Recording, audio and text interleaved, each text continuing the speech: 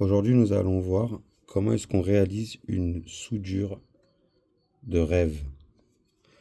Tout d'abord, il faut sélectionner une bande thermorétractable parfaitement adaptée à mon fil, ou plutôt à la section de mon fil. C'est-à-dire qu'on n'a pas beaucoup de marge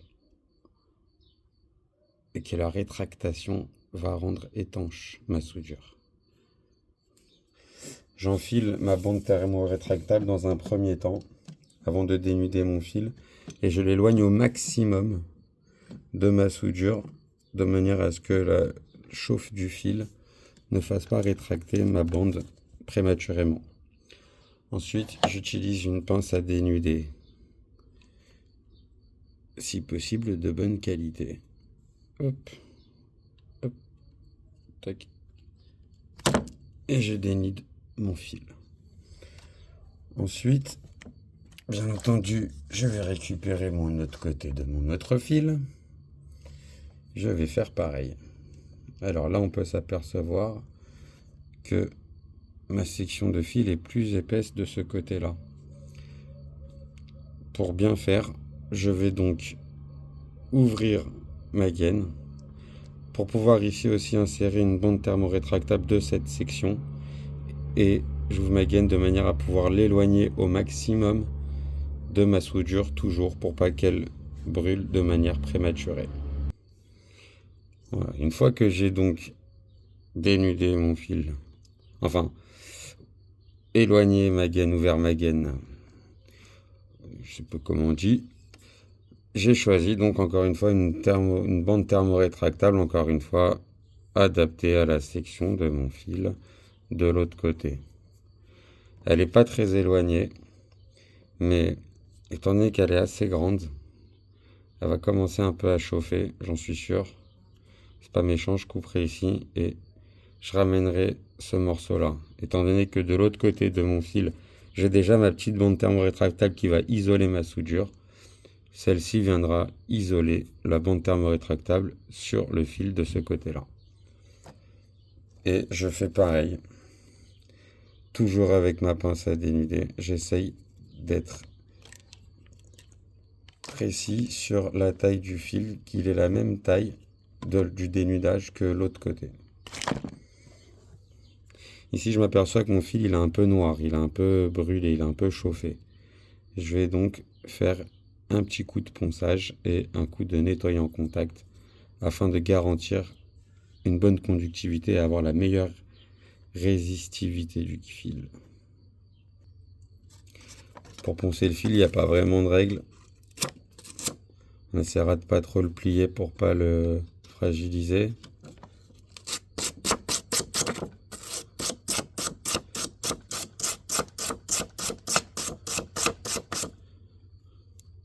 On voit déjà que c'est un peu mieux. Ça permettra d'avoir une bonne soudure, parce que si on soude sur de la poussière ou sur des résidus de je ne sais quoi de suie, c'est pas forcément bon.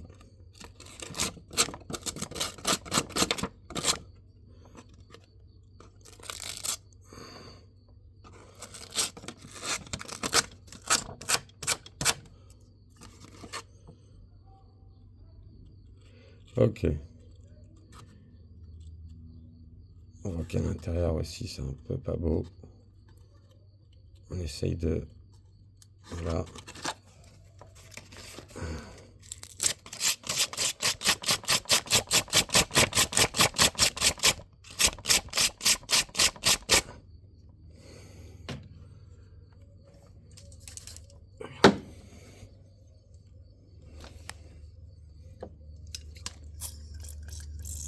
Donc là, je suis en train d'appliquer du nettoyant nettoyant contact, pardon, sur mon cuivre nettoyé que j'essuie. Tac. Voilà. Voilà, à présent, on est comme ceci. On pourrait être prêt à souder. Mais afin de pouvoir, encore une fois, réaliser une soudure de rêve, d'avoir le moins de résistance dans mon fil, eh ben, on va créer une épissure avec les deux fils. Pour ce faire, ma technique est simple, d'ouvrir chaque fil de cette manière. Hop, tac, tac, pardon, je sais pas si on voit, ouais. Hop, de chaque côté. Voilà, un petit coup comme ceci, un petit coup par là, un petit coup par ici. Vous voyez, là, comme j'ai ouvert mon fil. Et je vais faire pareil de l'autre côté.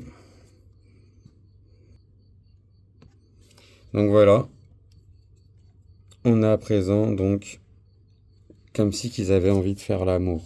Vous voyez? Mais les deux, ils savent pas trop c'est qui le mâle et la femelle, là, c'est vrai ou pas? Eh ben c'est bien, c'est ça qui est bien dans l'électricité, c'est, je sais pas comment on dit chez les animaux, là, hermaphrodite, je crois, quelque chose comme ça. En fait, ils sont tous mâles, ils sont tous femelles, hein. C'est nous qui créons, au final, les mâles et les femelles. Mais, vous voyez, là, si je fais ceci, tac, je vais avoir du mal à ramener tous les uns sur les autres. Donc, je vais en prendre un seul, et je vais le faire en pyramide. Je vais un petit peu la baisser comme ça déjà. Voilà. Il est en pyramide, hein, on peut dire. Ok, alors que lui, il est bien ouvert. Et là, à ce moment-là, je vais venir. Et en fait, j'ai créé mon mâle et ma femelle. C'est moi qui ai choisi. Ah oui, c'est bon. C'est bon l'électricité. Et donc là, hop, je vais pouvoir, comme ceci. Alors, j'essaie de vous montrer. Comme ceci, rabattre. Remettre chacun dans son sens les éléments. Vous voyez? Mais là, je suis encore collé. Je suis encore collé. Vous voyez là? Si je soude là, le fil il est sur la gaine, sur le caoutchouc, c'est pas bon. Donc là, je vais déjà un peu serrer. Juste comme ceci, en pression. Je vais descendre doucement. Voilà. Et là maintenant, je vais torsader très très fort, le plus fort possible. Plus ça sera serré, et mieux il y aura du contact.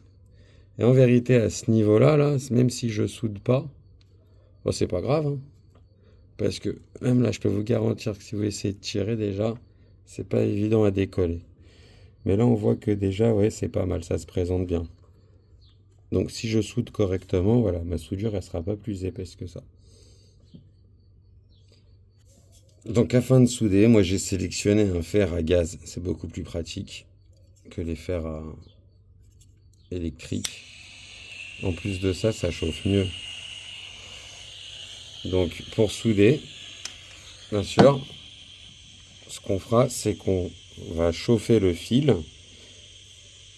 On présentera notre étain au-dessus, sur le fil, et pas sur le fer à souder, car c'est le fil qui va faire fondre mon étain. D'accord? Et qui va créer une fusion. Moi, j'ai sélectionné donc de l'étain sans plomb, puisque je travaille sur des bateaux. Et nous, dans le bateau, on évite le plomb au maximum. Enfin, c'est pas qu'on évite, c'est que c'est interdit. Mais parfois, on n'a pas le choix.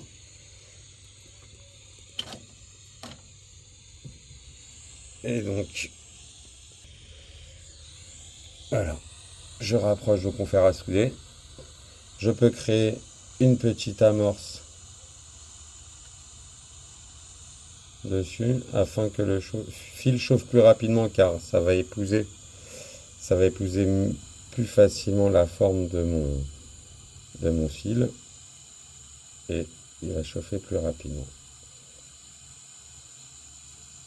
Et là, il faut attendre un petit peu. Ça chauffe, ça chauffe, ça chauffe.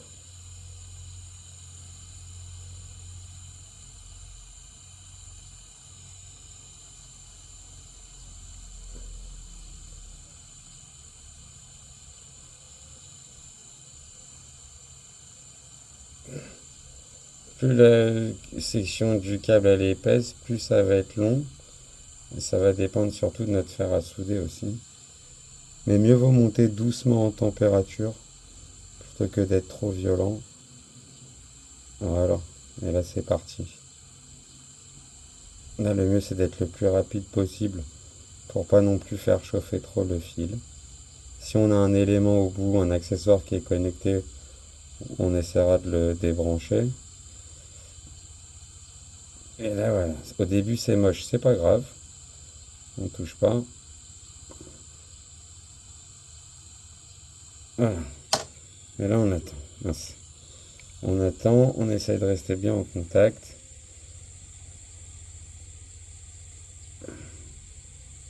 On attend.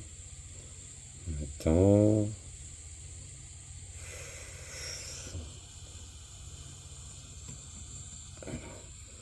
Comme ça, tout le surplus d'étain, il coule.